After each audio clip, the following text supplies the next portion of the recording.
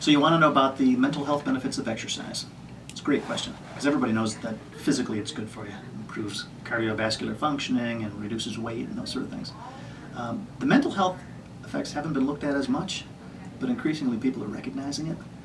So there's good evidence that it reduces depression, and good evidence that it reduces health problems that contribute to emotional problems like chronic pain. Matter of fact, the number one suggestion for people with chronic pain problems is keep moving. Don't let your pain stop you from moving.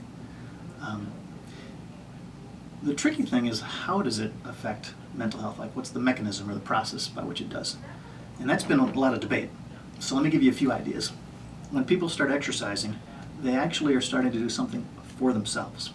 A lot of people with mental health problems are so caught up taking care of other people's needs, family, kids, doing something for somebody else, work, that they actually don't take time out for themselves.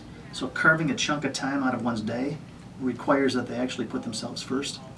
And that probably is good regardless of what they're doing. They could be taking a nice warm bath, they could be reading a good book, but the need to actually say, this is my time and I'm going to do something for me, is good for mental health. Right. That's a piece of it. Another piece of it is, it depends how the exercise is done. So for many people there's a social component to it. The difference between running by oneself in the woods and being in a gym where you might chat with the person on the treadmill next to you, or working in classes or groups or other, having a group of people that you're doing exercise with, a team that you're playing with, or a sport that you have a person, your opponent you're playing a game of tennis with, or something like this. All of those things have a social component, and we know that social support and social relationships help as well, kind of independent of what you're doing. So there's that extra piece. And then there's the piece of, is there something physiologically going on with exercise that seems to give rise to better mental health? The answer is probably, but people aren't quite sure what that is.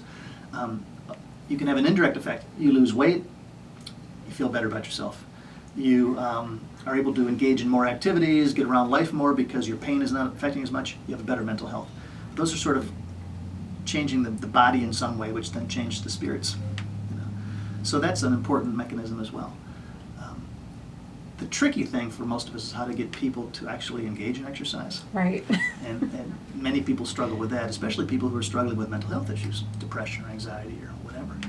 And so there needs to be a lot of work done along those lines to see if we can come up with better strategies to get people actually moving along. Right.